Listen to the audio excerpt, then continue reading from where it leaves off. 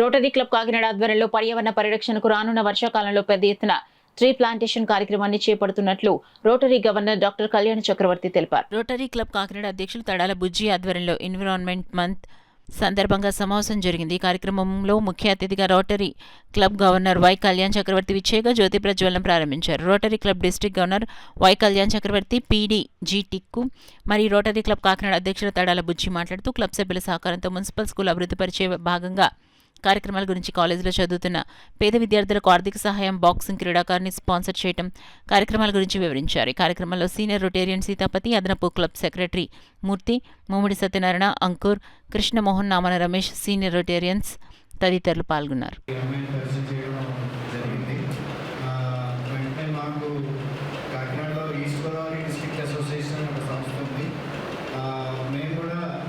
Association ద్వారా ఎవరికైనా నిజంగా నీడీ పీపుల్కి స్పోర్ట్స్ కానీ, స్కాలర్షిప్స్ కానీ, లేకపోతే హైయర్ స్టడీస్ కానీ ఇవన్నిటికీ కూడా మేము సపోర్ట్ చేస్తూనే ఉన్నాం.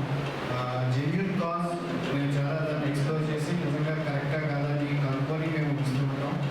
ఇమీడియట్గా ఈ అమ్మాయి నిహారిక పూణే వెళ్ళాలి. దానికి ఆ రోజున 40,000 వర్క్ అవుతున్నారు.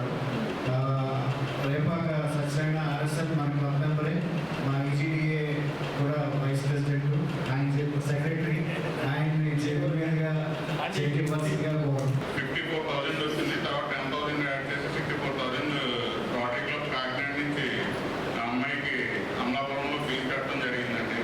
మొన్న ఇంటర్మీడియట్ ఫస్ట్ ఇయర్ రిజల్ట్స్ వచ్చినాయి. అందులో 470కి 454 వచ్చినాయండి అమ్మాయికి.